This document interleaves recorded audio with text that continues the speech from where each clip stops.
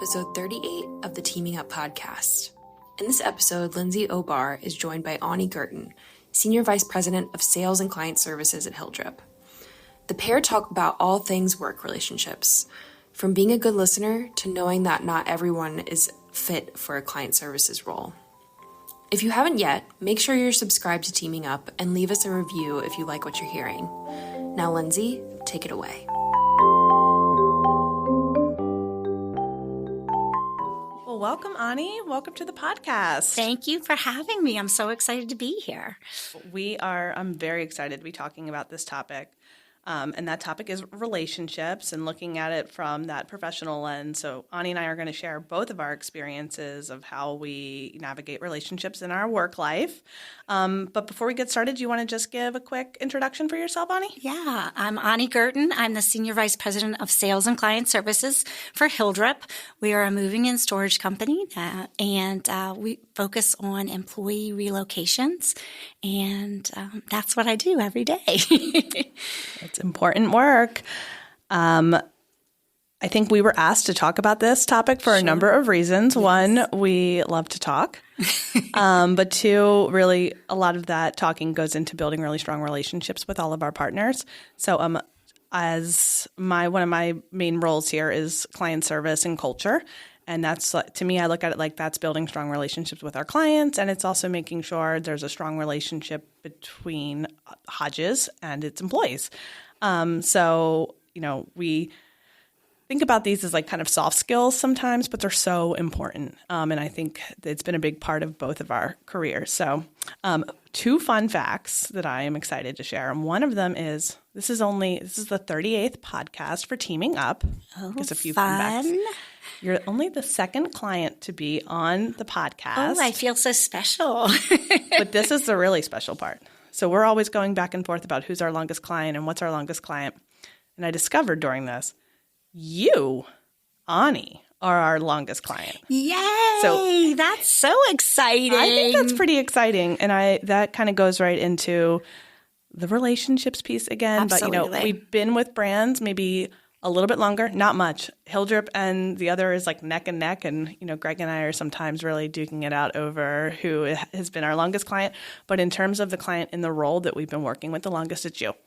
That is so exciting. That makes me so makes me so happy. It was a fun fact to discover. I shared it with Greg, another Hodger who leads the Hilldrup account here at Hodges, and it was kind of cool to see, put Hilldrup in that number one place and put you in that spot. So very cool. Yes, so that's Hodges history for you.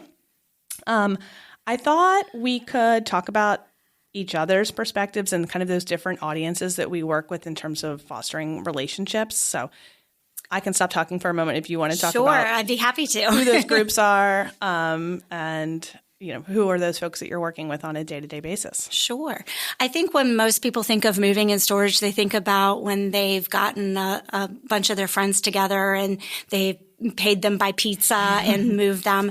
But what we focus on is corporate relocations, or my team does, is corporate relocations. So that employee that gets a promotion and gets to move to another fun location, we work with corporate clients all over the world who are moving employees for their new next destination and their next new adventure. And so my direct relationships are with those HR managers, those procurement managers at these large corporations. And then internally, we have the whole Hilldrup team that we're liaising with, because any promise that we make on that outside to that corporate client, we have to make sure gets passed along so that we can take great care of their employees. Oh, that's really good insight. So often, I guess you think of it's as from that residential focus. Absolutely. And even that's not one and done, but definitely on the corporate side of things, you need to foster and nurture that relationship. On my side at the Hodges Partnership, it's really, the main people and relationships we're working to strengthen our clients. And that's obviously like first and foremost, the relationships that we really focus on. But at the same time, it's my colleagues, it's other Hodgers, it's vendors, it's certainly the media. We know that. And then I think about, especially when we're doing big events like the venue and all the partners that go into that. And it's, you really want to make sure that you are maintaining and putting in the work to keep those relationships strong because you need them. Well, and I think that's also another hat that I wear is the marketing department. So that's how we got to know each other, because going along with sales and client services, marketing plays a huge role in it. And we came to Hodges early on to just say, help us with a few other things. We need help with PR. We need help with some media relations, and things like that. And you guys have been the best partners ever, and I guess because we've been your oldest partner. It's so good to hear. And it's like, there's that trust factor. It's like once that trust is locked in, because then that's how the account's even grown. It's like we didn't start with all of this of where we are now. We started with a couple small pieces, and it's, as we're going to get into, it's the big stuff and it's some of the small stuff to make sure that it all kind of adds up into having that great relationship. That's so nice of you to say. Thank you. I've been getting to know the Hilldrup team more and more, and it's really dynamic, cool work that we get to do. So I'm excited to talk about some of the big stuff that goes into building relationships and like those like philosophies that we have as far as, how do you strengthen relationships and some people, there is that small stuff that we'll get into of like that day-to-day stuff. But as far as your outlook on building strong relationships, I'd love to hear two or three of kind of what you focus on. Yeah, I would say my top three philosophies are listen more than you talk, show genuine interest, and then provide value.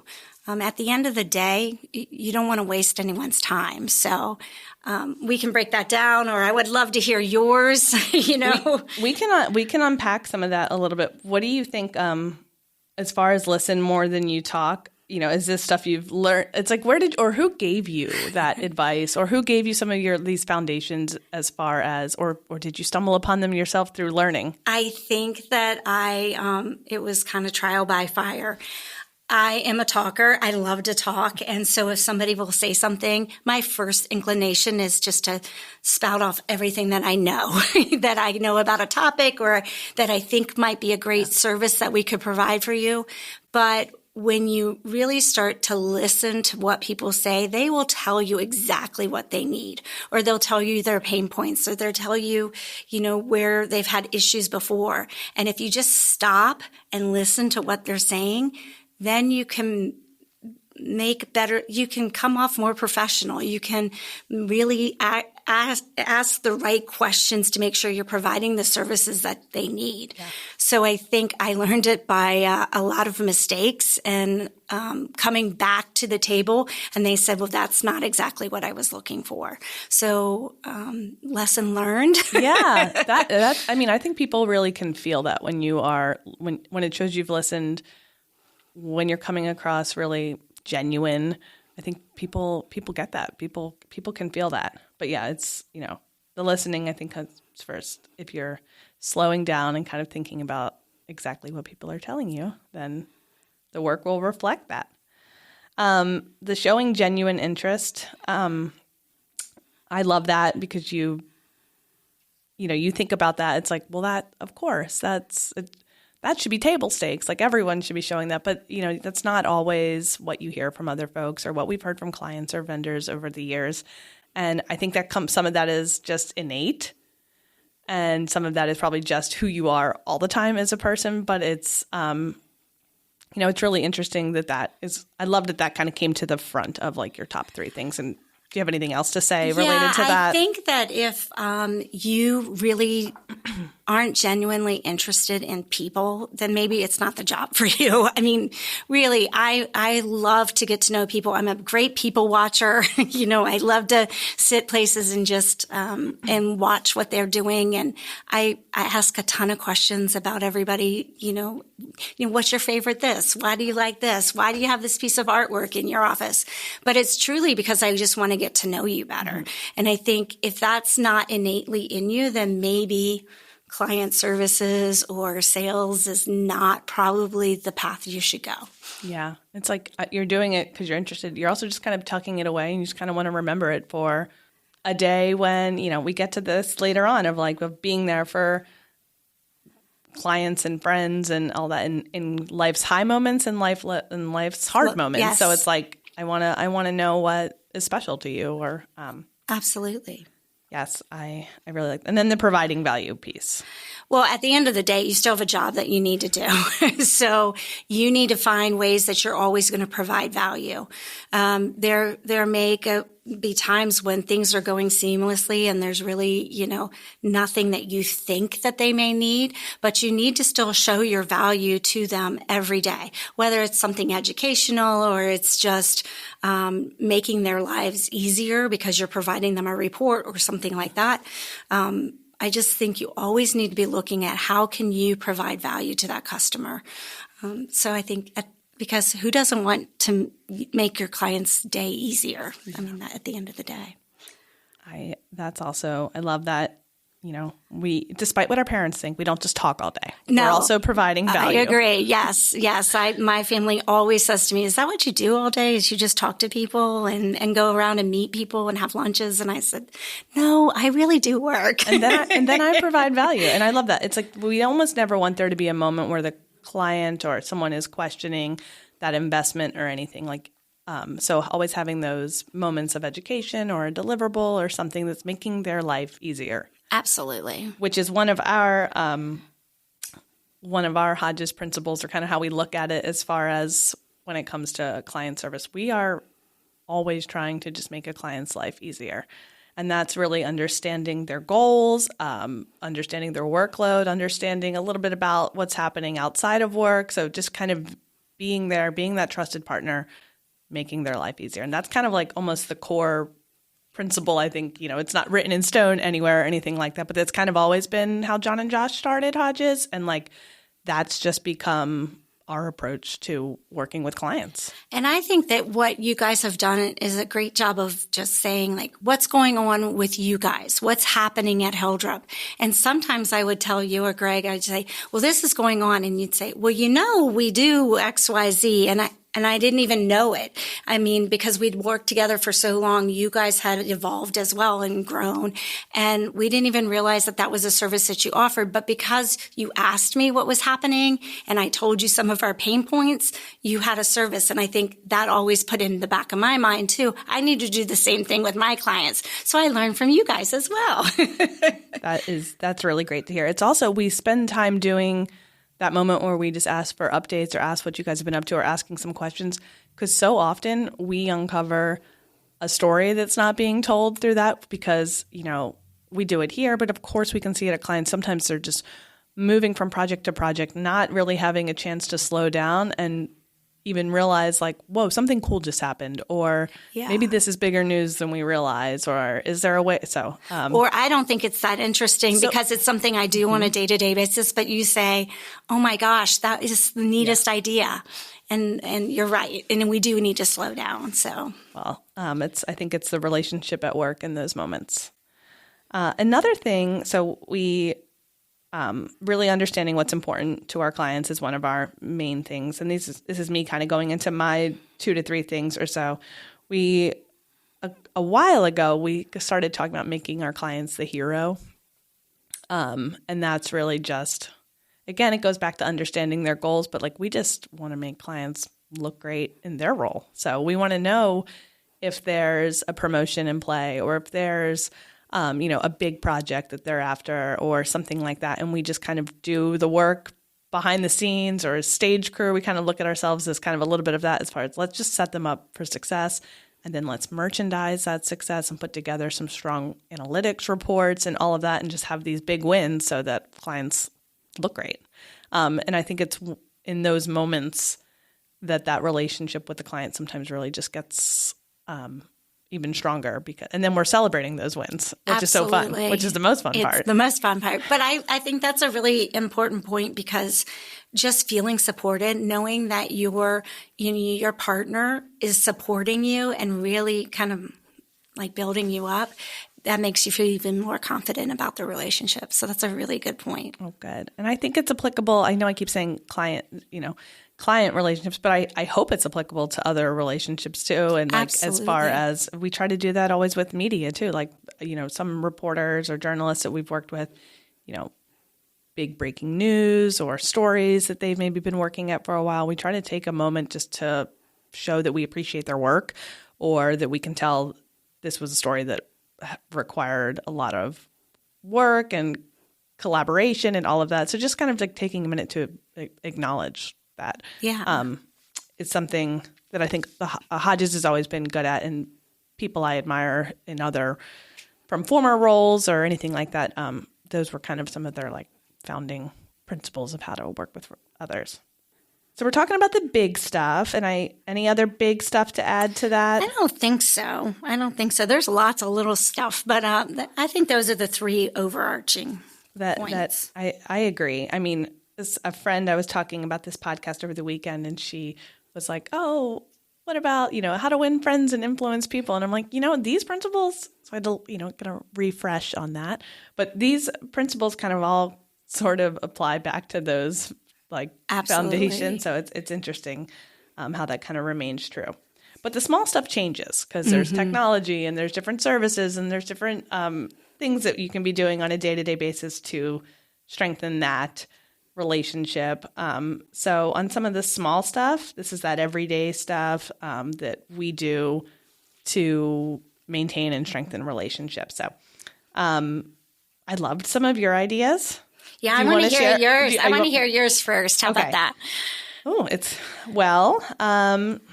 couple of folks, I asked a few folks at Hodges as far as like, what do you do to make sure that those relationships with clients like remain really strong, or again, partners. And I heard things like, they always save everyone's birthdays in their calendar. Absolutely. So that is always acknowledged.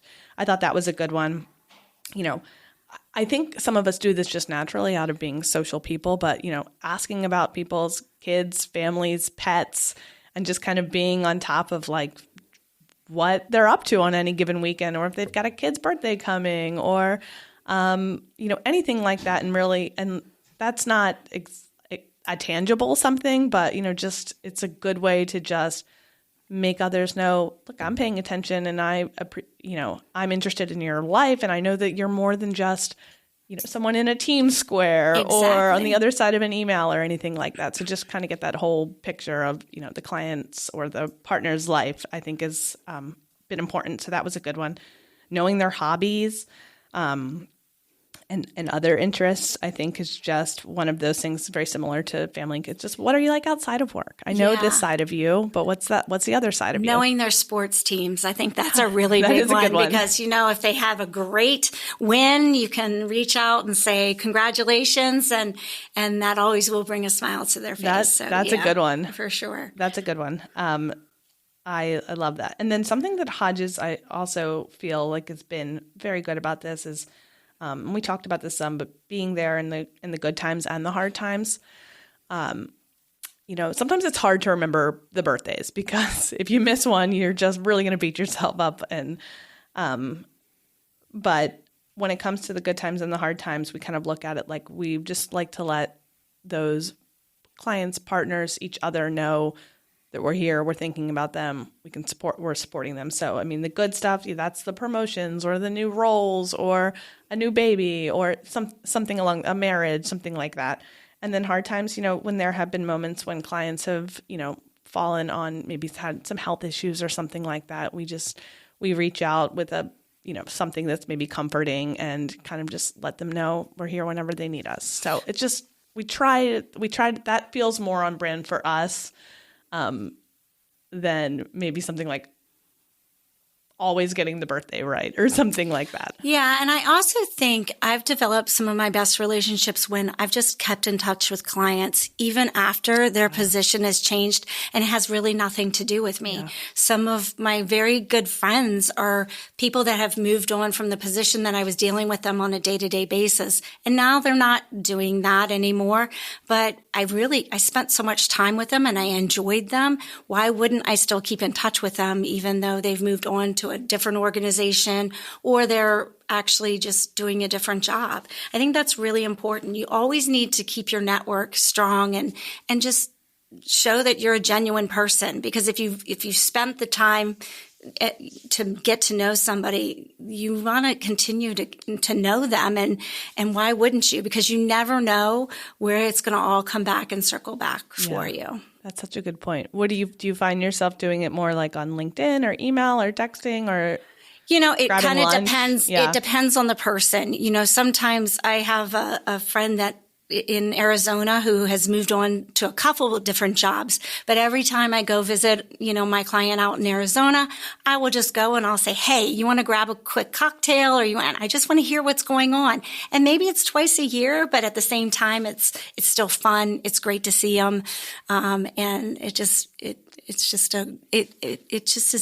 it's rewarding to me, and I hope it's rewarding to her too. I hope she doesn't say, "Oh my gosh, I have to go see Onie again." I highly doubt that. I would say, LinkedIn, of course, has made everything easier. Absolutely. But it's almost like, yes, definitely stay in touch over LinkedIn, but there's got to be more than just that level of connection over time. Because I don't know about you, but, I go on LinkedIn, I'm in there, I do, I answer my little requests or I post something, but that's not going to be my form of communication. That's not where I'm going to develop a relationship. That's how I'm going to get to know you. That's how I'm going to keep up with maybe some of the things that you're doing. But I don't think that's really about the relationship. And then as far as some other small stuff, when we were talking in the pre-production call, you were sharing some really great tangible next steps that I think we should definitely include, because I think for anyone who is trying to sharpen their social skills and their relationship skills, I think these are some really good actionable tips of what you put into your daily life and your everyday work.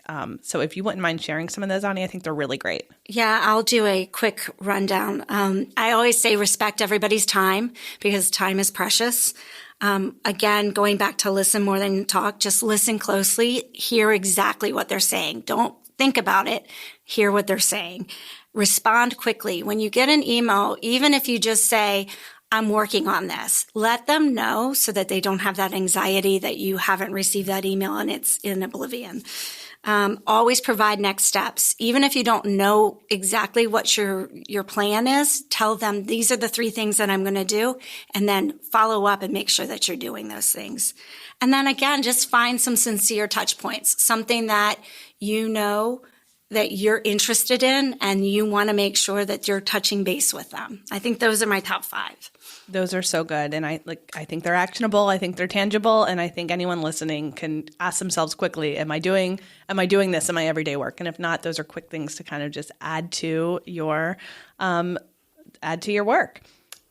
Well, Onie, I loved having you on Teaming Up today. I loved being here, so thank you for having me. Yes, we appreciate you, and we love working with Hilldrup as well. So thank you for being our longest-running client, and here's to many more years together. Cheers to that. All right. Thank you.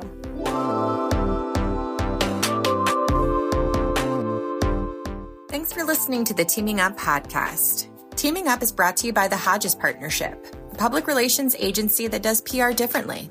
We bring clients thoughtful, strategic communications through earned, owned, and paid media.